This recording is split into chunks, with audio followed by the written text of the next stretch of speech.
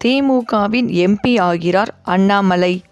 அதிர்ச்சியில் உறைந்த மோடி, அமித்ஷா. அதாவது, கோவையில் இன்று தென்னிந்திய இயற்கை வேளாண் கூட்டமைப்பின் ஏற்பாட்டில் இயற்கை விவசாயத்தை முன்னெடுத்து வலியுறுத்தவும் அதற்கான புதிய நுட்பங்கள் மற்றும் கொள்கைகளை விவாதிக்கவும் இன்று கொடிசியா மைதானத்தில் மகா மாநாடு நடைபெறுகிறது. இந்த நிகழ்வில் பிரதமர் நரேந்திர மோடி கலந்து கொண்டு மாநாட்டை தொடங்கி வைக்க இருக்கிறார். இன்று மதியம் சுமார் 1:30 மணிக்கு விமானம் மூலம் கோவை வரும் பிரதமருக்கு விமான நிலையத்தில் சிறப்பு வரவேற்பு ஏற்பாடுகள் செய்யப்பட்டுள்ளன. பின்னர் மோடி கார் மூலம் கொடிசியா மைதானத்திற்கு சென்று மாநாட்டில் பங்கேற்பார். அங்கு தமிழ்நாடு, ஆந்திரா, கர்நாடகா மற்றும் கேரளாவைச் சேர்ந்த இயற்கை வேளாண் நிபுணர்கள் மற்றும் விஞ்ஞானிகளுடன் நேரடி கலந்துரையாடல் நடத்த உள்ளார். அதைத் தொடர்ந்து பிற்பகல் 3:15 மணியளவில் கோவை விமான நிலையத்தை அடையும் அவர் டெல்லிக்கு புறப்படுவார். பிரதமர் வருகையை முன்னிட்டு கோவை முழுவதும் பாதுகாப்பு நடவடிக்கைகள் பலப்படுத்தப்பட்டுள்ளன. சிங்காநல்லூர், SIHM காலனி, சின்னியம்பாளையம், நேரு நகர், காலப்பட்டி, கொடிசியா அரங்கம் மற்றும் அருகிலுள்ள எல்லா பகுதிகளும் தற்காலிகமாக ரெட் ஜோன் என அறிவிக்கப்பட்டுள்ளன. இந்த பகுதிகளில் இன்று முதல் நாளை இரவு 7 மணி வரை ட்ரோன் பறக்க தடை விதிக்கப்பட்டுள்ளது. கோவை விமான நிலையத்தில் 5 அடுக்கு பாதுகாப்பு அமைப்பு அமல்படுத்தப்பட்டுள்ளன. மேலும் விமான நிலையம் வெளியே நிறுத்தப்பட்டிருந்த வாகனங்களை அகற்றும் பணிகள் தொடர்ந்து நடைபெற்று வருகின்றன. இதற்கிடையில் கோவை வர உள்ள பிரதமரை எதிர்க்கட்சி தலைவர் மற்றும் அதிமுக பொதுச் செயலாளர் எடப்பாடி பழனிசாமி, மேலும் தமிழ் மாநில காங்கிரஸ் தலைவர் GK வாசன் ஆகியோர் சந்தித்து பேச உள்ளதாக தகவல்கள் வெளியாகியுள்ளன. இந்த நிலையில் பிரதமரை வரவேற்க கோவையில் பாஜக தரப்பில் பல்வேறு ஏற்பாடுகள் செய்ய திட்டமிட்டுள்ளன. இதற்காக பாஜக மாநில தலைவர் நயினார் நாகேந்திரன் சிறப்பு வரவேற்பு அளிக்கவும், நிகழ்ச்சி ஏற்பாட்டினை கவனிக்க தேசிய மகளிர் அணி தலைவர் வானதி சீனிவாசன் மற்றும் மாநில பொதுச் செயலாளர் முருகானந்தர் ஆகியோர் தலைமையின் குழு அமைத்து உத்தரவிட்டுள்ளார். இந்த பட்டியலில் அண்ணாமலை பெயர் இடம்பெறாதது சர்ச்சையை ஏற்படுத்தியுள்ளது. மாநில தலைவர் பதவியில் இருந்து மாற்றப்பட்ட பிறகு அண்ணாமலைக்கு தேசிய அளவில் பதவி வழங்கப்படும் என்று பேசப்பட்டு வந்தது. ஆனால் இன்று வரை வழங்கவில்லை. இதனால் அண்ணாமலை அதிருப்தியில் இருந்து வருவதாக கூறப்படுகிறது. தொடர்ந்து பாஜக அரசியல் நிலைப்பாடு குறித்து பேசி வந்த அண்ணாமலை சமீப காலமாக செய்தியாளர் சந்திப்புகளை புறக்கணித்து வருகிறார்.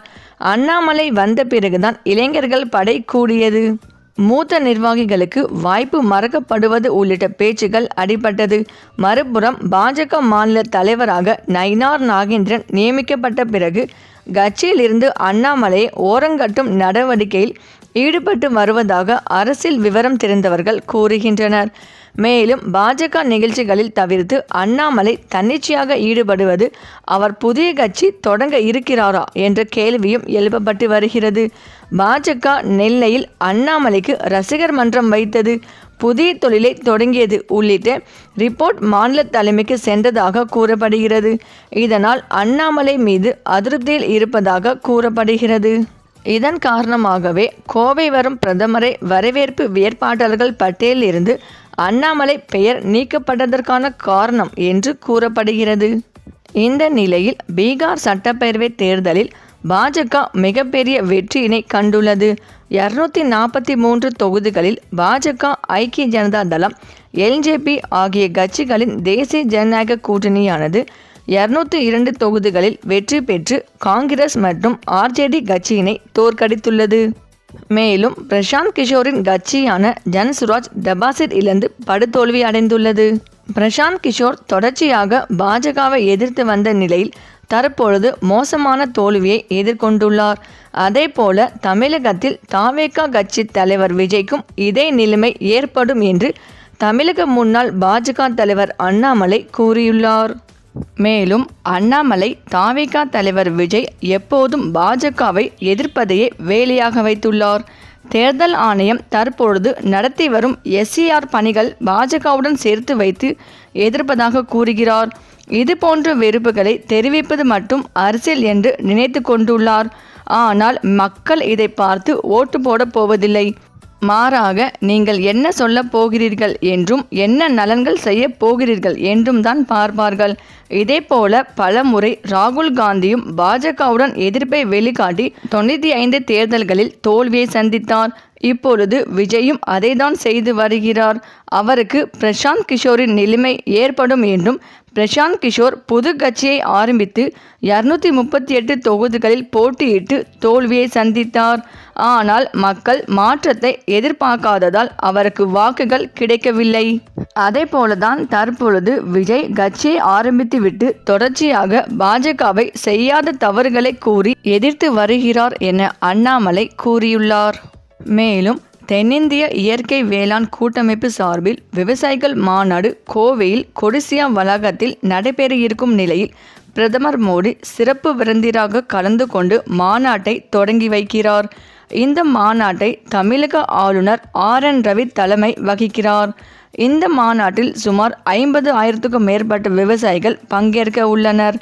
பிரதமர் மோடியின் வருகையை முன்னிட்டு கோவையில் பாதுகாப்பு ஏற்பாடுகள் தீவிரப்படுத்தப்பட்டுள்ளன. கோவை விமான நிலையத்தில் 5 அடுக்கு போலீஸ் பாதுகாப்பு போடப்பட்டு உள்ளது.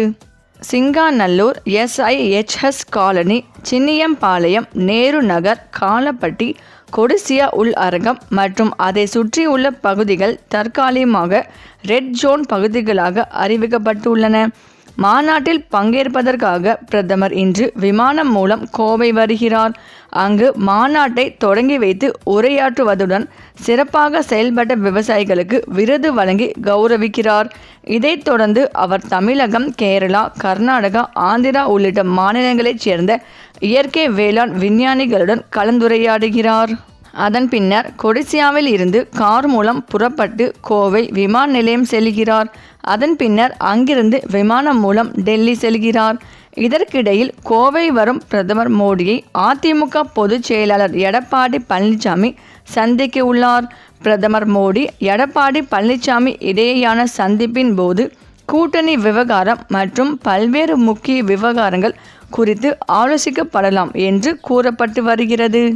மேலும் நிலையான சுற்றுச்சூழலுக்கு உகந்த ரசாயன பயன்பாடு அல்லாத வேளாண் நடைமுறைகளில் கவனம் செலுத்துவது பாராட்டத்தக்க விஷயம் என்றும் நாடு முழுவதும் சுமார் 9 கோடி விவசாயிகளுக்கு பிரதமரின் கிசான் திட்டத்தின் 21வது தவணை நிதி உதவி விடுவிக்கப்பட்டிருப்பது இன்றைய நிகழ்ச்சியில் கூடுதல் சிறப்பம்சம் என பதிவிட்டுள்ளார்கள். மேலும் இத்தகைய சிறப்புமிக்க நிகழ்ச்சியில் அண்ணாமலைக்கு அழைப்பு விடுவிக்கப்படாதது மிகப்பெரிய ஏமாற்றமாக பார்க்கப்படுகிறது.